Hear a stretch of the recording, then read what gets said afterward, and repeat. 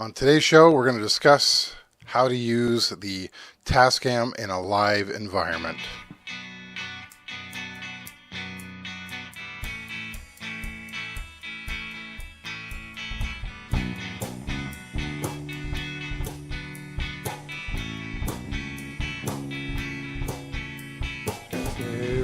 So this is one question that I've seen pop up once in a while. It is, can I use my PortaStudio in a live environment? Like, can I record and use it as a mixer? The answer is yes. Now, saying that, you need to just keep in mind a few things. You need to first understand how you're going to use it. Are you going to use it for a small show? Are you using it in a bigger venue? Now, if this is something that you're going to do a lot, I would suggest moving up to the Model 24 that just came out, because it is actually designed more for live recordings. So I'm going to start off with probably the most common way you're going to use this thing in a live environment. You're going to use it, you're going to have your guitar amps. They're not going to be coming through the house speakers, as we're going to call it today. And you're not going to be, and the only thing that's going to come out of the amplifier will be the vocals and possibly a keyboard or something else that is quieter than like the guitar amps or the bass amps. So now, to do this, first off you have to change your mindset. You have to think, okay, you have 8 tracks. That's what you're going to be working with. That's what you have. You have 8 channels. And consider your mixer to be, or your PortaStudio now to be a straight mixer, and the record button is simply that's your mute or off. So it's either on or off. So you have to turn all those on. You turn all the record buttons on. Then you have to consider how you want your miking setup to be. So, for instance, if you're a trio and you have one singer, then you would use one track for vocals, one track for guitar, one track for bass, and then you use the rest for drums if you want. If you have more, then you cut down on how many drum mics you have. I generally do 4 mics on the drums. I have 2 overheads, one on the snare, one on the kick. And that's what I do. So that gives me 4 mics for everything else. So in our case, we're a 3-piece. So we have guitar, bass, and 2 vocals. It works out well. If you, like I said, you have to figure out how you want to do it. If you want to go further and you want to do more, then you have to figure it out on your own and figure out how am I going to record this and still only keep it down to 8 tracks. Like, you can bring the drums down to 1 track. If you've ever seen there's certain ways you can shoot or record the drums. I've done it over my shoulder, record the drums from there. You can record them in many different ways. So when you're doing that, you have to think differently about your whole system. You don't have an effects loop anymore. You have to think of it as I think of the effects loop, which is, it's just another line out. It's a mono track line out. That's all it is. And so what you would do in the case of, if you're just using it for vocals, which is honestly going to be the most common way. You're not going to be having major ampage on the system. You're just going to have it for vocals. Then you're going to use the effects loop, like one of them, effects 1 or effects 2, and you're going to have it go out, and you're going to have it go into the amplifier that is going to amplify the speakers. It's that simple. It's just a straight line out. That's how you have to look at it.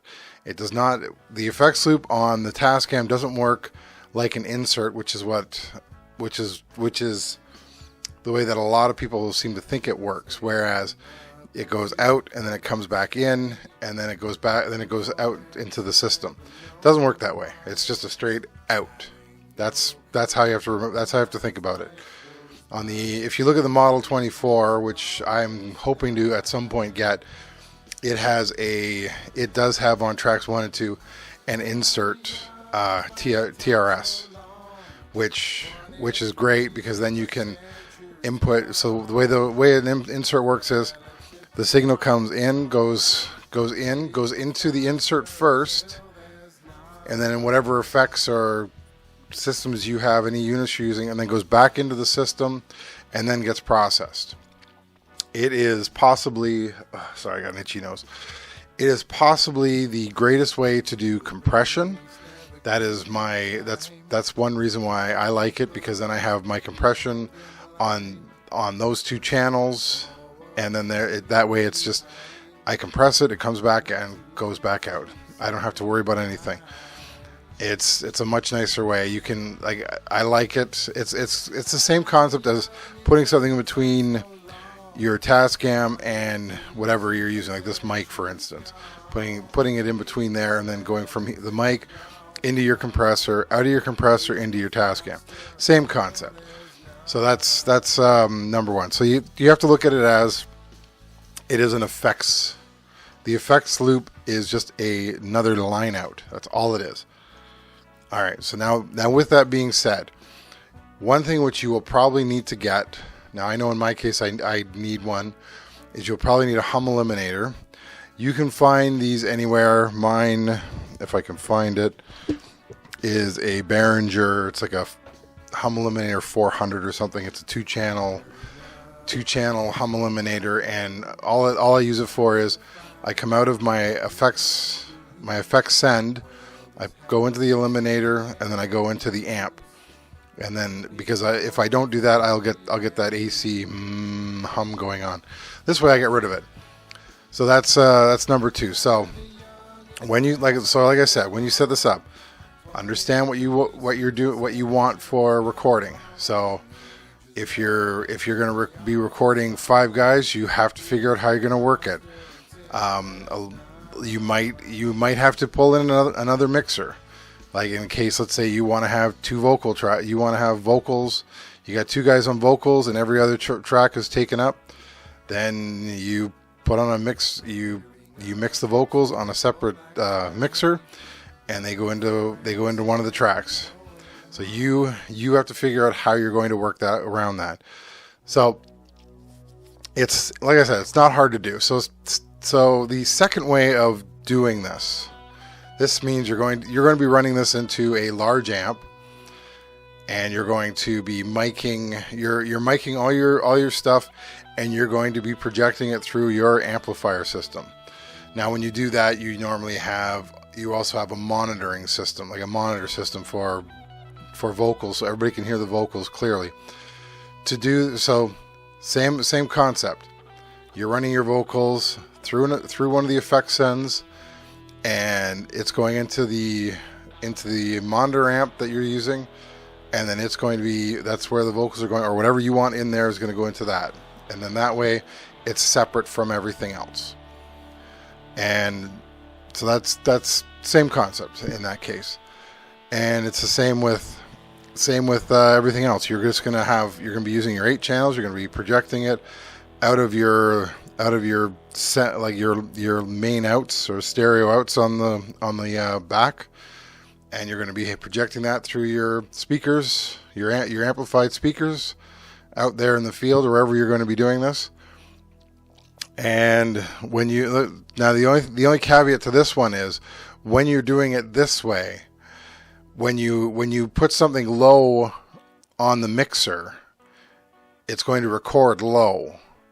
So you're not, like in the first case that I show you, you can have everything leveled nicely and everything going like halfway up the system. But in this case, you don't have that luxury, because you're now transferring everything out to the speakers, the main outs, and you're working it that way. So it's a little different, but it will work. I have not done it that way because I have not needed to. I just do the vocals out. I never play anything very large, so it's not needed for me to do it that way. So that is today's video. I'd like to thank everybody who has subscribed If you like the music you're hearing, down in the comments you can find links on Google Play, iTunes, Spotify, some other ones. They're all there. So if you like it, please listen to it on those, because then you're helping me out, because then I will get 1/10 of a cent for each one that each song that gets played. So I like to just end by saying thank you, and I will see you on Thursday. Talk to you then. Bye. At a young age, finding time so long. 23 seems like centuries gone. Age is relative to young song. Days go faster until there's none.